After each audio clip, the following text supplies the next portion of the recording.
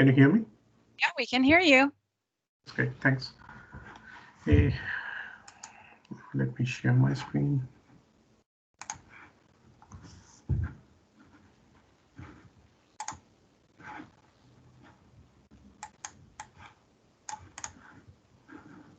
You can see my screen as well, right? Yep, we can see your screen. Currently, I'm just seeing the slide deck, not the full. Yeah, it's okay. Okay. There we go. Okay. Yeah. Hi guys, my name is Abishek Choudhry, and basically today's session is all about overview of Dynamics 365 Field Service 2020 Release Wave 2. So before we begin, first thanks to our sponsors, Risco, MSCRM add-ons, and RSM, without whom uh, uh, with their help, this has become a very good event, and I think they will keep us sponsoring in future as well for this kind of events. Thanks to them again. Let me tell me something. Let me tell you something about myself. My name is Abhishek. I work for HSO in Netherlands. I'm originally from India, but currently living in Utrecht. And I work for HSO, who is Microsoft Partner of the Year, FNO this year, and also part of Microsoft Inner Circle for last 13 years in a row. So it's a nice achievement. So let's start with the agenda. So basically, we'll start a bit with how to install the early access features. Then we'll move into proactive service delivery and insights, where we are going to look into some of the parts of work order subgrids and lookups as dialogues, or rather main from dialogues. Then we will look into work order metrics. Then we'll have a look into the how Power Automates are replacing workflows as part of field service mobile process. Then we'll have a glance at work order completion survey. And then we'll move into asset servicing, which is another new feature that has been introduced. So basically, there we are going to see functional locations of assets and asset hierarchies, asset properties, and the templating of properties, asset work order with any assets, associate any work orders, any assets. So basically considering different entry points, like how you're going to associate a work order with your assets, like from incident or agreement. Then we are going to look into technician success. So basically initially we are going to look into the calendar view of the booking work order, and then the inspection, which is another new feature which has been introduced as part of Web 2. So let's quickly look into how we are going to install the early access features. So basically you need to move into your Power Platform Admin Center, and there you can update your instance from this screen. Go to manage and then update. So once you've done that thing, your this particular things will be installed, like service management, SLA, Dynamics 365 core services, Dynamics 365 knowledge management, and the field service. So these things will be installed. So now if you go to your admin center again and look into your app, Dynamics 365 for field service, you will see the version has changed to 8.8.29. .star, which could be anything. So basically, once it is 8.8.29, then you will understand that the Web2 features are part of your environment and you can play with them. So this is basically how the early access feature can be taken into account into your environment.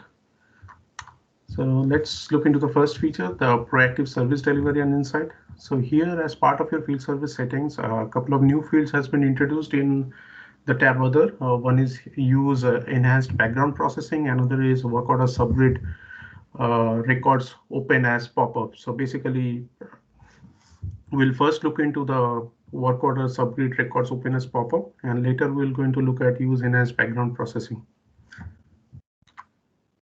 So what that particular button does, so if you enable or make it true, so then what happens, there are certain sub-entities or subgrids present as part of your work order will be behaving like a main from dialog. So whenever you are going to click a product, a service task, incident, or maybe bookable resource or time entry, you do not have to navigate to that particular entity or main form. to see the details of that record. Basically, a pop-up will come like a dialog, and you will see the entire data there. So out of the box, sorry, out of the box, this 5 or 6 entities are exposed as part of your dialog, but definitely you can do some customization and implement the same feature for any other out of the box entities or any custom entities which are related or used as a sub entity as part of any form. It could be a work order or any other form, or you can also implement a lookup as dialog or main form dialog. That is also possible with some minimal amount of JavaScript. So let's quickly jump into demonstration.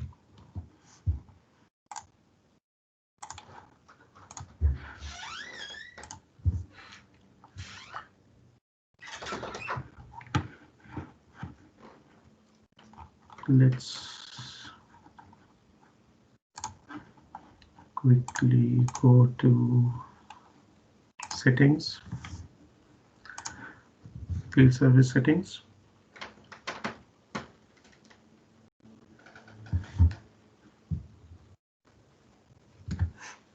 And you go to the other. There you already made it as yes. Work order subgrid records open as pop-up. Name is a bit big.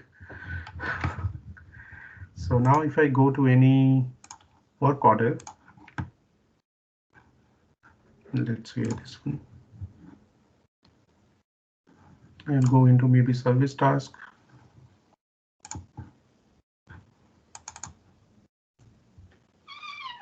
So instead of navigating to this particular service task, it's basically opening up that entire stuff as a pop-up or model pop-up or main form dialog to us. So we can make changes here, we can make it mark complete or whatever we want to do, and we can then close it. So this is a nice feature that helps your dispatcher to not move around or navigate multiple pages. It allows them to maintain the context of that so that everything can be done as part of or from inside work order itself. So that same thing with some minimal customization, like here, if I go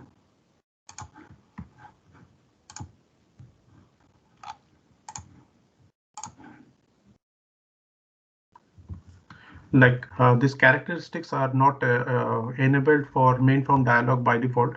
So basically with a minimal amount of script, you can implement that same feature here. So make it identical with the other fields as part of your work order journey. And also what you can do, let me check, someone is writing.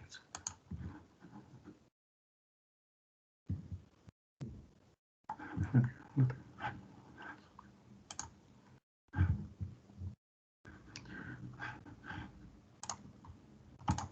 Okay, the same thing can be implemented as part of your lookups as well. Like here, service account lookup, the same thing has been implemented. So this is also opened as part of your main form dialog. So if I go into the implementation point of view, this is the change.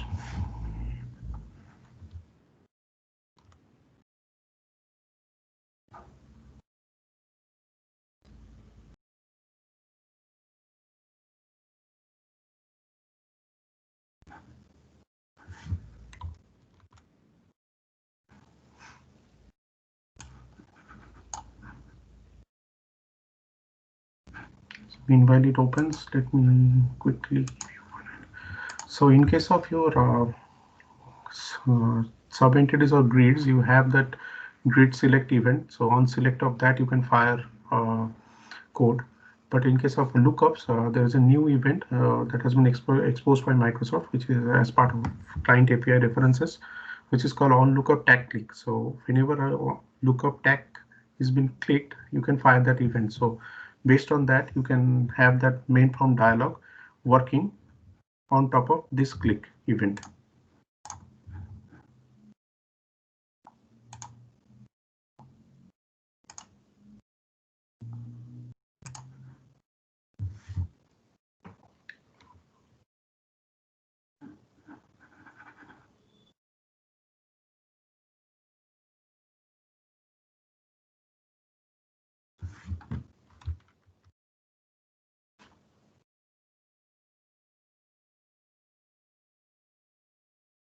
So we had a question just now from Kasper Hansen, and he Yeah. was asking, do the pop-ups work the same on the mobile version? So I figured since you were waiting, I figured let me see if we can very quickly answer that question.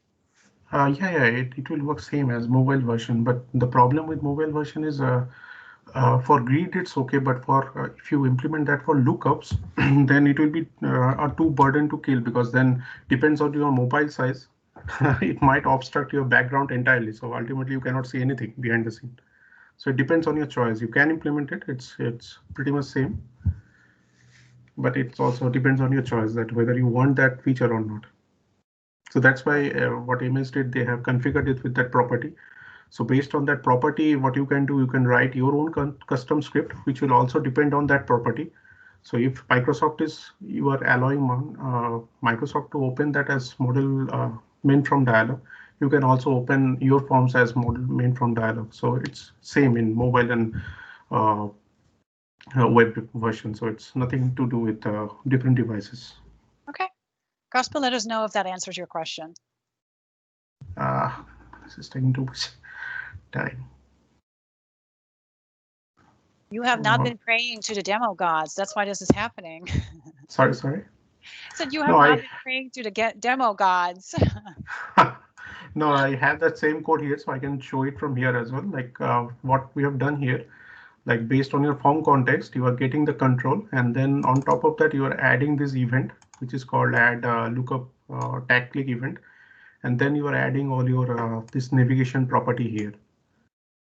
So basically, that is opening your model pop-up.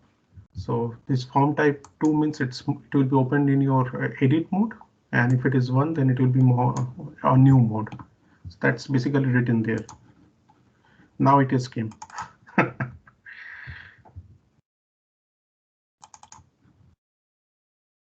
So that same code is part of this JS as well. And for grid also, that same logic has been used. So on grid select, we are just opening that. On grid select, we are opening that model frame dialog of that particular entity.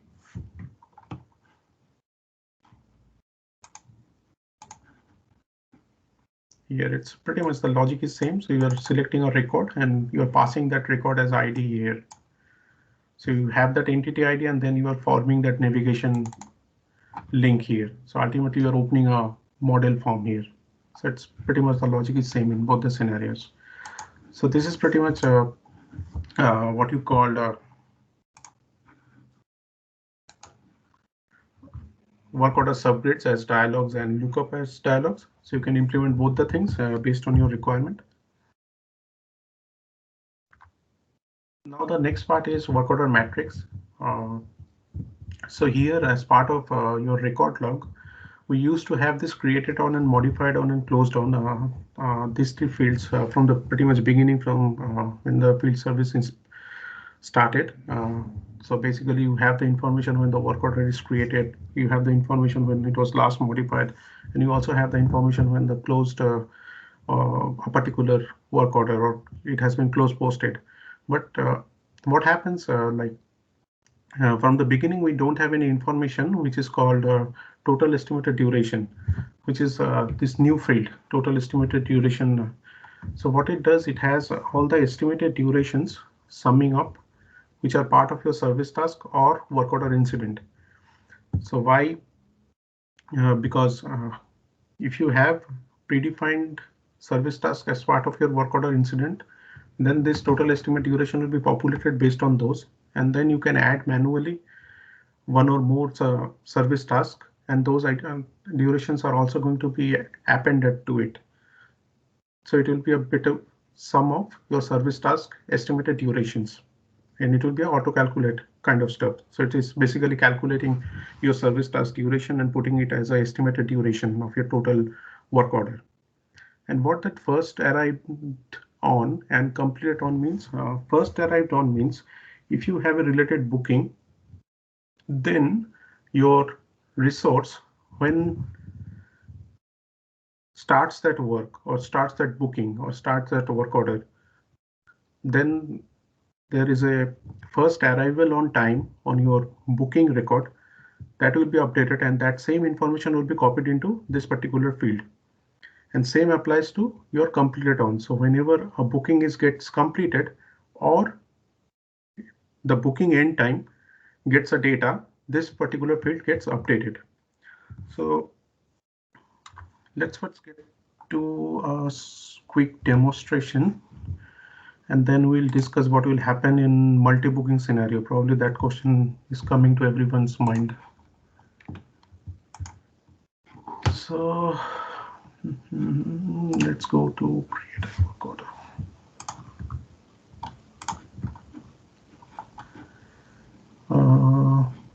Okay.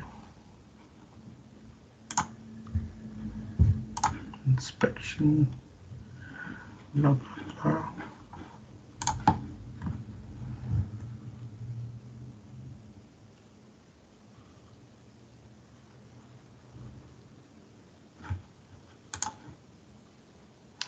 So as this one, a background process is happening. It's asynchronous process, so it takes a bit of time.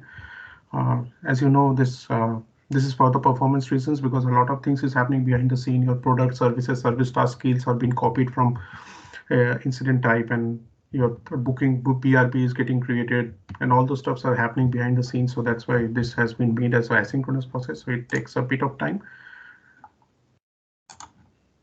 But now it is there. So my service task has 2 tasks, each of 1 hour, and my total bill becomes 2 hours. So if I now go and add one service task manually here, maybe a 15-minute work, who cares?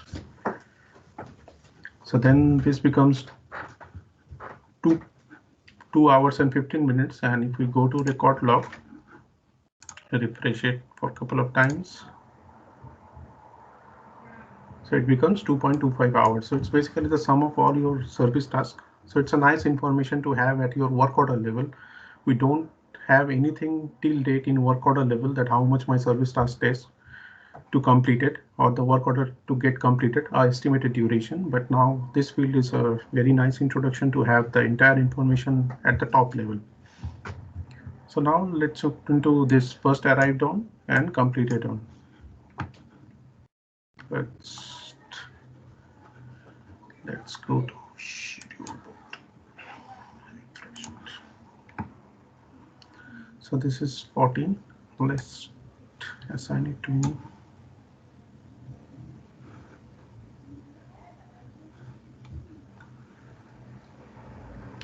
Now let's change the status to in progress. By changing the status to in progress means I'm assuming that the resource has reached the location and he has started his operation. So let's quickly go to this.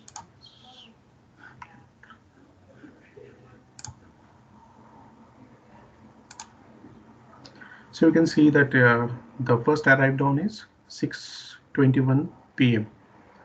So now quickly go here and let's change the status to completed.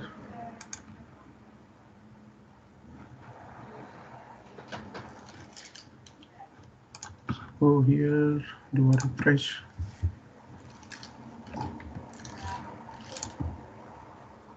So now you can see that I'm really an efficient resource and I completed that work order in 1 minute. So that information is copied here as well. So now if I go and close my work order here, like do close posted.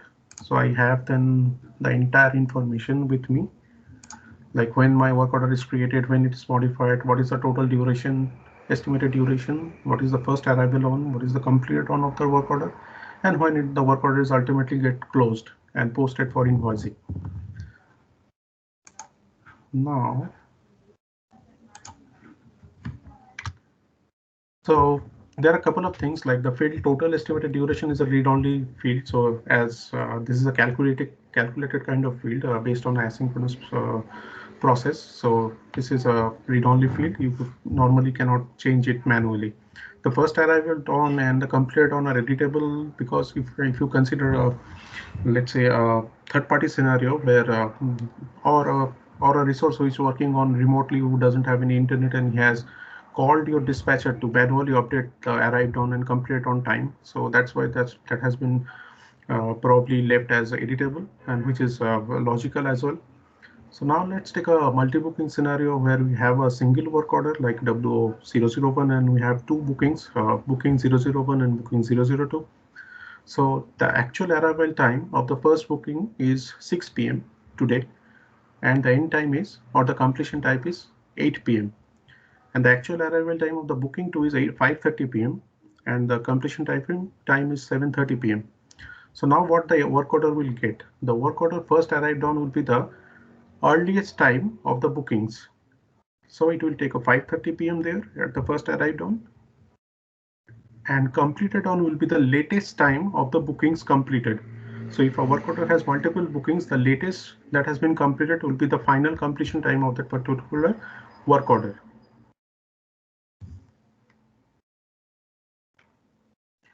So now let's move into the next topic, which is use Power Automate for workflows for field service mobile process.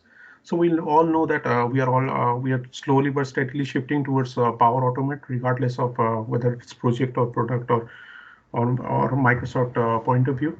So basically, as I already shown you that this particular field, which has been newly introduced, to use enhanced background processing inside your field service settings. So if you make it as yes, and you need to make manually turn on some of the Power Automates. So they are basically part of these three main solutions. One is geofencing for field service, geofencing alert. Probably four Power Automates are there in the first solution, three in the second, and there is a one push notification solution, Power Automate inside field service push notification. So you need to manually turn them on, and then what happens? Some of the processes that are part of your mobile device, like geofence detecting and all those stuff, sending push notifications to your field agents, those will become asynchronous, and those will be governed by your Power Automate instead of workflows. All these one of the thing to consider is that all the Power Automates that are part of these three solutions and which you have to turn on manually are managed one in nature. So you cannot change them directly. So what you can do is that you can clone them and change them based on your requirement. But again, MS doesn't have any, MS is not going to give you any support on that, right? I mean, or whatever update MS does in future, you are not going to get that out of the box. You have to make them yourself. So let's quickly go to a demonstration. I have one other quick question for you. Earlier, you marked that booking completed, and the question was, why was the end time not changed once you completed it? Which one? When you were completing the booking. This one? I'm not sure. Abud, can you confirm that this is the one you were talking about? Feel free to unmute as well. From the schedule board, he said. Yeah, it changed because I did it in 1 minute, right? So it took 6:22 in completion time instead of 6:21. There you go. Yeah. Perfect. So even if you go inside the bookings and look for this one, you will see that its end time is 6:22. And this value is copied to your work order. So it's clear now? I hope that answers your question. I think so. Yeah. Okay. So where am I? Okay, we are going to do the demonstration.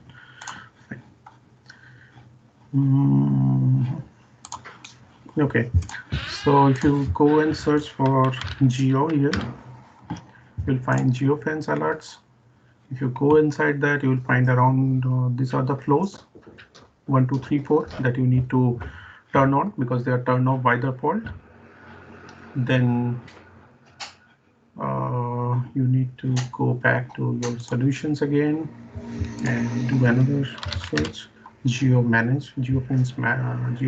for field service, and there you have another couple of flows, 3 flows that you need to manually turn it on. And then there is the last but not the least, notification. So there are 2 field service mobile push notification solutions here, but do consider the version. Take the latest one. So it's 263 is the updated one. So consider that one only. So go inside that and you have this notify user about booking. So let's go inside this one. So as I mentioned, that if you go and edit this particular stuff and try to save it, it will give you an exception saying that as it's part of your managed solutions, the customizations are not allowed. So, but as it is a notification, so probably you need some informations which are specific to your customer. So what you can do, you can clone it.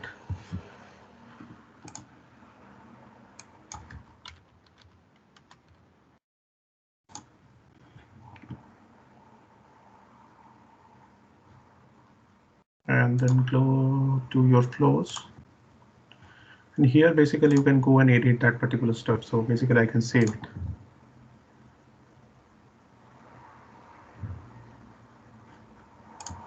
One more interesting thing here, that they are using a performed bound action. That means they are using this particular action to send those messages. So basically here you can change your message and have a custom message for your organization or for your project. But definitely if Microsoft updates anything, that's not going to be taken into account in your environment.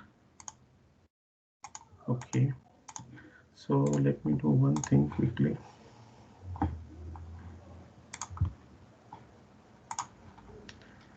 So one thing I do face an issue, or probably this is with trial, that whenever I am trying to make it yes, it is giving sometimes me timeout exception or SQL exception.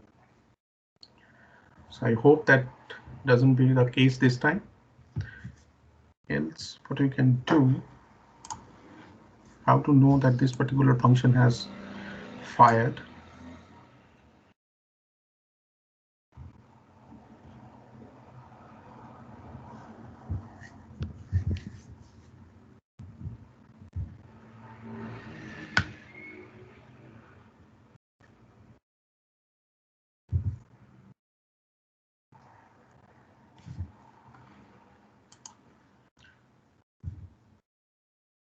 Yeah, as I told you that it sometimes, more often or not, it gives you an exception and you are not aware that what is happening here. So the alternate way is to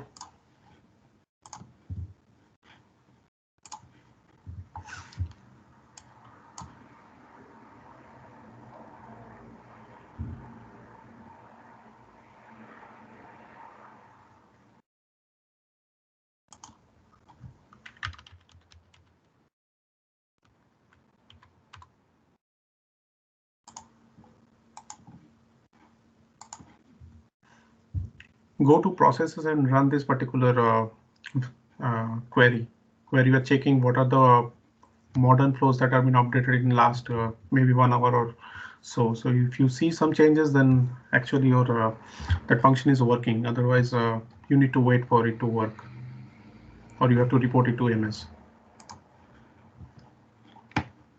Okay, let's quickly go back to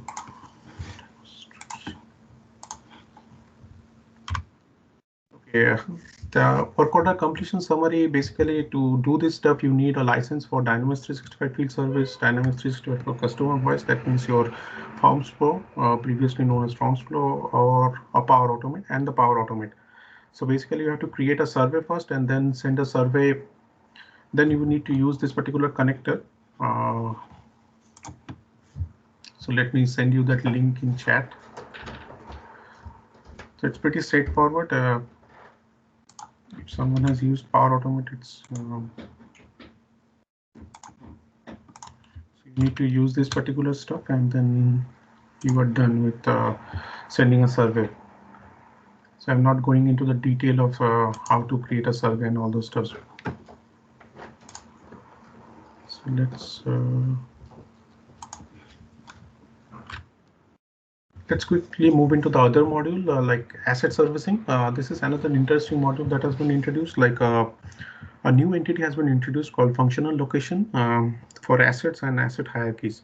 So what functional location it helps you to define where the assets are actually located and exactly where that work order has to be done. So previously what happens, we normally give an address.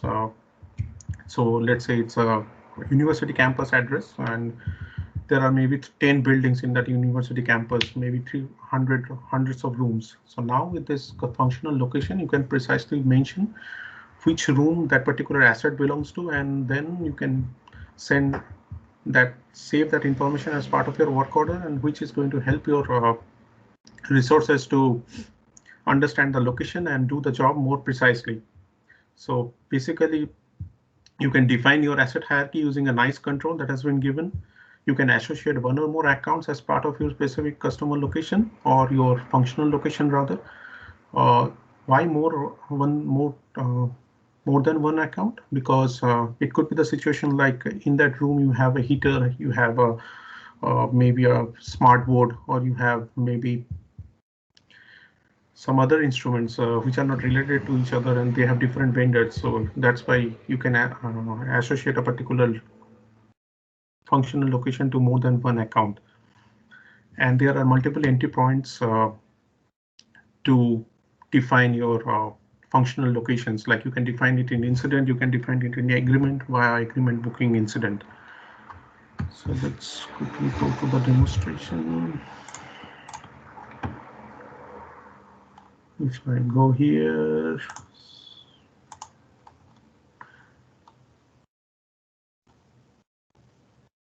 sorry. If I go inside assets, there is this new entity called functional location. So here I have defined some of the locations. This is my route. So here I have defined a service address as well. So this service address also comes into play, like whenever you are trying to associate a particular functional location to a work order, then that customer address is overridden by this service address. I'll show that in a while. This is a nice control that has been introduced. It's a tree-like control, so you can have your hierarchical tree here. Basically, you can go to each node and edit assets or locations here. You can show assets here. So like here, I can show it, I can hide it. This is nice feature that has been given. So even if you go inside a particular asset, like you have to double click it because it will open again in main form dialog.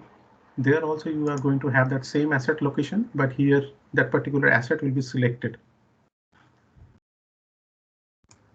So now if you go to related, go to accounts, we'll see this particular functional location, Utrecht University campus, is associated with two particular accounts. So even if you go inside our account, you will see that same asset and locations. Here only the difference is your account becomes parent and all the asset locations or the functional location becomes its child. So let's go quickly to work order and create a new one. Let's select Utrecht. So now if I select a functional location, maybe cafeteria. So if I go down here, so now the assets will be filtered. So let's say if your particular location has or a particular account has a lot of assets, then it is better to differentiate them based on your functional locations and then have customer assets to each and individual functional locations. That will minimize your filter criteria or your typing stuffs as well. So this can be done, like I can choose it here. The other way that can be done is you can remove this and you can remove this. Instead, you can select a smart gate, and the related functional location will be here. There could be another scenario like you created a customer asset, but it doesn't have an account association. So for that, what you can do, you can change this view, change this filter by related functional location, uncheck it rather, and you can use any of these views to attach that to this particular work order. And later, maybe you can add it to this particular account based on your requirement. So let me do one thing. Let me choose that particular asset.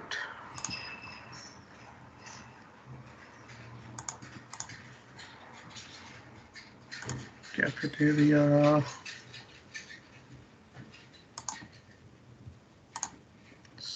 Get incident type inspection. Let's save it.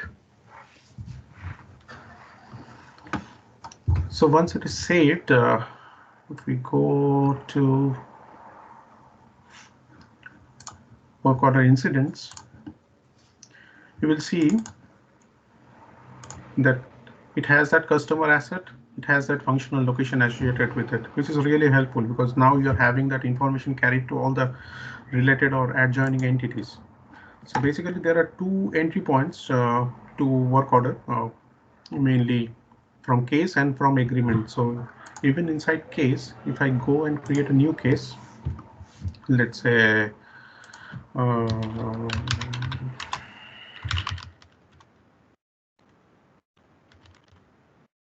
and choose a customer, this one, and save it.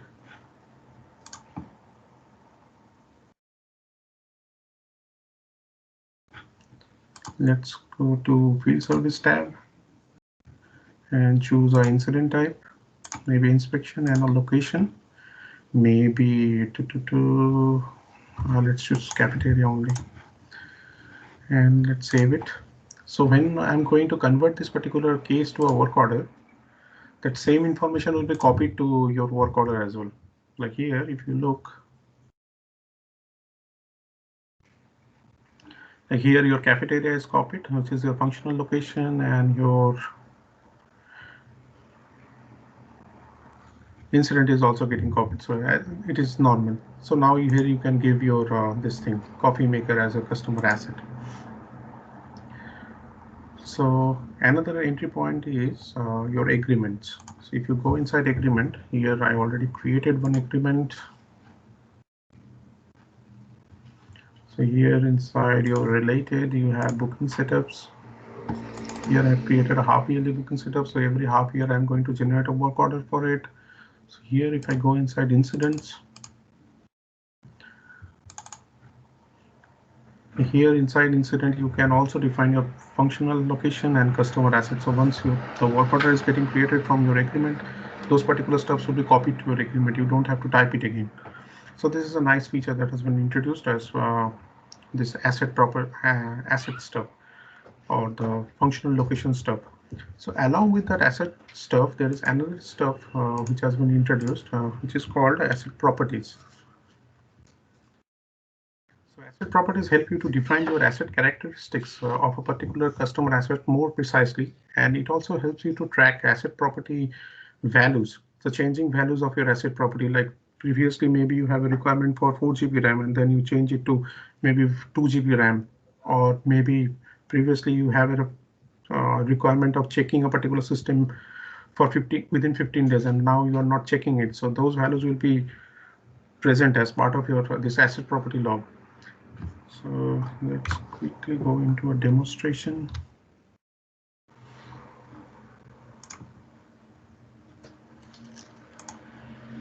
So here inside your settings, there is a new tab called asset properties. So inside that, there is a property definition. So you can define your properties here. Like here, I go and mention it as maybe memory or maybe storage. Let's say storage. So it is a number. I'm saving it. Go back. So now I have, okay, sorry. Let me show you one thing. So basically there are 4 types of properties can be defined now: the number, string, boolean, and date type. So now how these things are going to be used. So these things are going to be used as part of a property template. So here I have created a smart object property template. So inside that property template, I have properties defined like memory, active since last 15 days. And I have also defined an asset category like service devices. So whenever I go inside your assets like smart meter, and it doesn't have any category defined. So if I define or assign this particular smart device category to it, then inside properties, what I can do, I can add properties which I defined there as part of that template. So there I have 4 property, but I defined only 2 as part of that template. So only 2 are coming here. So let's say if I go here,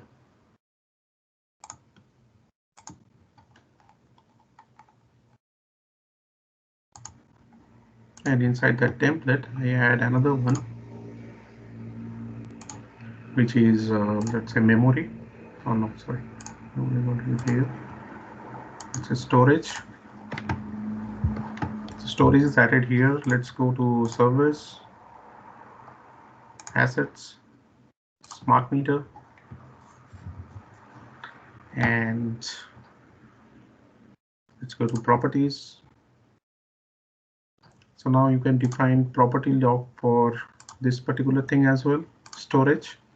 So it's a number value. Let's say previously I have 120 gigs of storage. I saved it. So after maybe 10 days, I asked someone to, okay, this storage is not sufficient. Let's increase it to 256. So now you can see that that storage has been, the log has been maintained. Like your storage was 128, it has been made as 256, and the current delta is 126. This is a nice feature that has been introduced, and you can maintain a lot of stuff within using this. A lot of practical implementations can be implemented like with the help of this particular feature. So let's go to demonstration. Okay, so for technician success, there are a couple of things that has been implemented. Like they have implemented a calendar view control as part of your booking work orders. So let's quickly have a look into that. So if I go to bookings, here there is a show as, and in there you have this booking calendar control. So if you click that thing, so it becomes a calendar control. So how they have done that? Let's select this one. I hope it loads faster.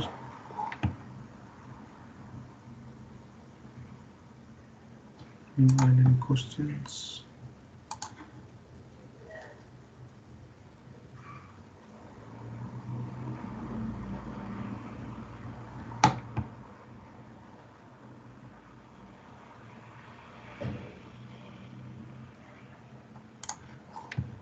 Yeah, we didn't have any other questions. I'll make sure to let you know if we do. And I think the calendar controller is also on the mobile app, right? Where yeah, very nice. So basically what they have done, they have enabled it by default for mobile and tablet, but left that checkbox unchecked for web. So for web, you have this option, either you want to see it or not, but for mobile and the other thing, tablet, it is mandatory. You are going to get that calendar control itself.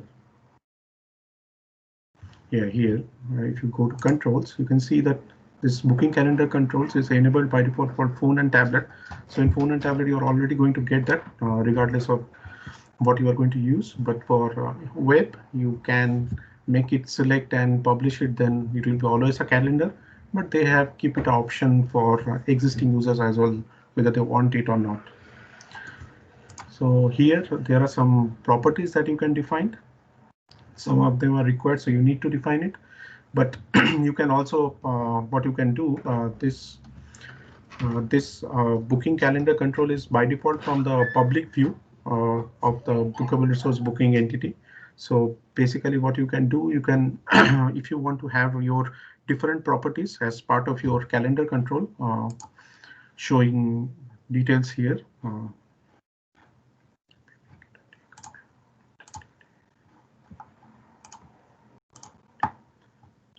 So if you want to make it a, like you want different informations to be part of this particular UI, then what you can do, you can create your own view and then use that view as part of your. I'm not sure if your audio is off, but I can't hear you anymore. Can't you hear me anymore?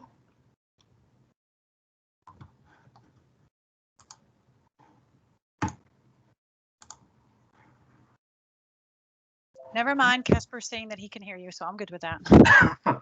Okay, thanks, Casper.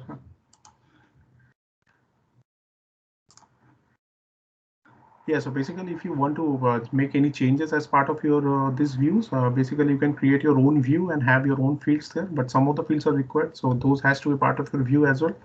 And then you can change those based on your requirements. And you can have that particular view as part of your mobile app, and then that will be shown. So let's quickly jump into what is the next. Okay, inspections. So inspections are basically field service inspections are digital forms that have been that are for the technicians to use quickly and easily to answer a list of questions. So let me quickly go over whether I don't know whether I have to finish that or not.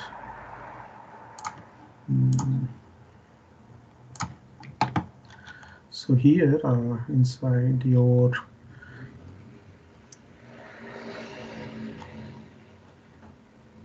inside your work order, you have this new entity called inspection. So it's basically consists of inspection question response thing. So it's a question and response scenario. So you can define inspection for any particular domain, or it's basically regardless of domain, you can define it. So as part of the designer, you can use this particular tools. So it could be a text box, checkbox, radio. So text box is for pretty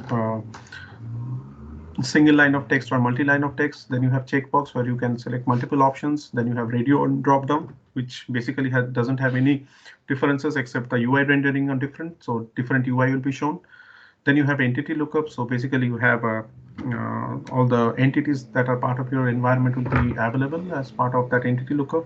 The only catch is that currently it's active and inactive. All the records are being shown and only name will be visible to the end user. And the number is basically whole number or decimals, but and you can also have some what you call a range validation as part of it. Like if you have defined like the value should be greater than 18, and based on that some other questions will come, then you can define that this value should be from 18 plus 18 to 100 maybe. And based on that you can define some logics as well. But currently the precision is not possible as part of the number. And date time is basically date time or date time, and file is basically you can upload file. Probably currently the max size is around 3 gigs. So the thing is that once you once you create a particular inspection, it's in draft state. So once you publish it, you cannot modify it again. So what you have to do, you have to revise it. So if I do a revision, then the entire stuff again becomes editable.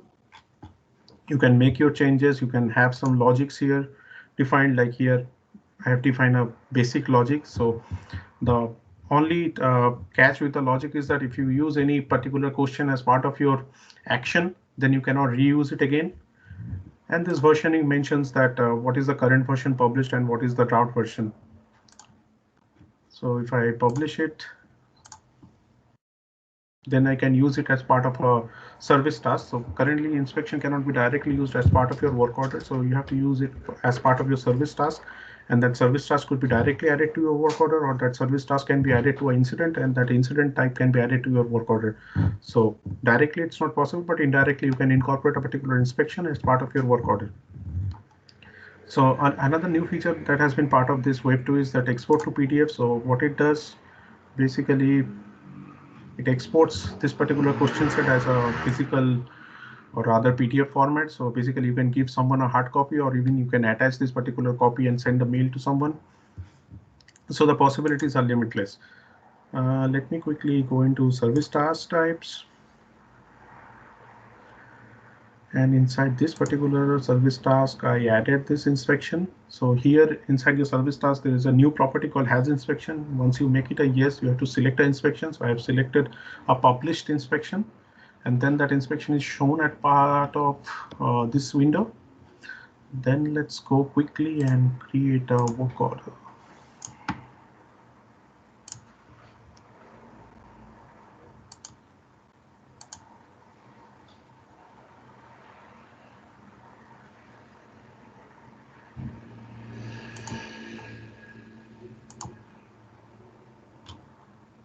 So let's give a customer location as well. We know now what is customer location. And let's save it.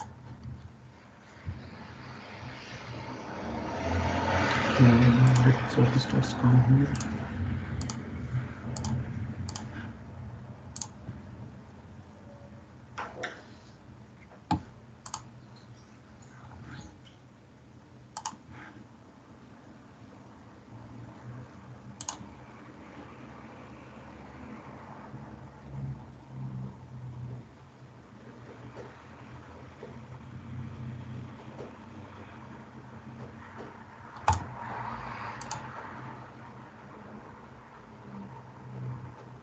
So here for this real-time inspection, you can see that there is a smart device inspection present as part of it.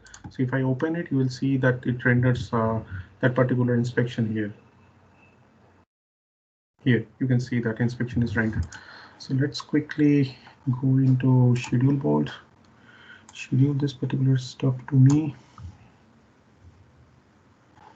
Let's quickly go to bookings.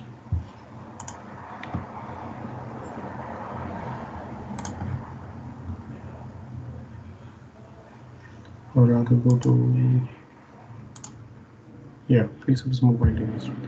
So I'm not using any mobile device, I'm just doing it from here only. So it can be the behavior could be same in mobile device as well.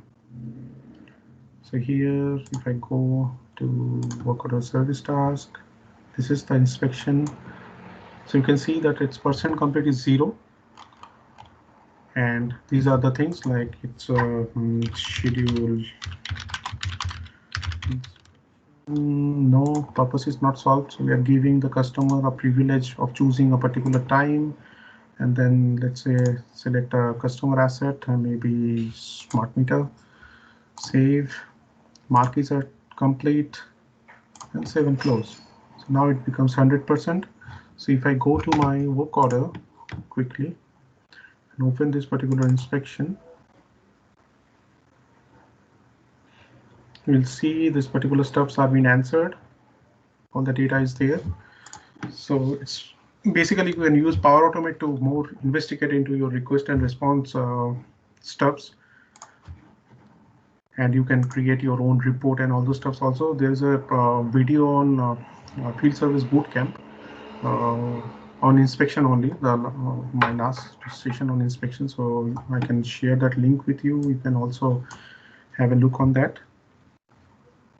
I just want to do a quick time check because we have 3 minutes left. Yeah, I'm almost there. So any further questions? So feel free to connect with me at my mail ID or in LinkedIn. And as everyone is mentioning that we have a lot of prizes to be offered. So please feel free to let me pin this URL to you again. So please submit that survey and also be present till the end so that you can get that prize. And again, my sincere thanks to Tricia, Dion, and all the teams. And I hope this presentation is helpful and knowledgeable, and you get a bit of knowledge about different stuffs that are present as part of Wave 2 in field service. Perfect. Thank you so much for this great session. Really, really good. I think I So, went a bit fast, but I have well, little options. it's recorded, so once these recordings come out, people can go back and they can rewind and we watch it. It's okay. There's not a lot of time, unfortunately, right? But this was really, really good. So thank you so much, guys. We're going to do a quick break from right now until 30 minutes. So from my time, 1 p.m. Eastern to 1:30 Eastern, and then we will be back with a session from Mr. Ivan Stano from Resco himself. So if you have any questions for him also about the app, the field service app, we can maybe, talk about that a little bit later as well. But feel free to dial back in at 1:30 and we'll see you guys then. Yeah, and also William, so he's going to discuss about the resource scheduling optimization, because that is also part of your field service. So it's back to back things coming up, guys. Please. Back to back great things, exactly. And then we have EY with Omni-channel, and then we have Lucas, who's also going to talk about field service and ERP integration. So make sure you come back. Thanks, everybody.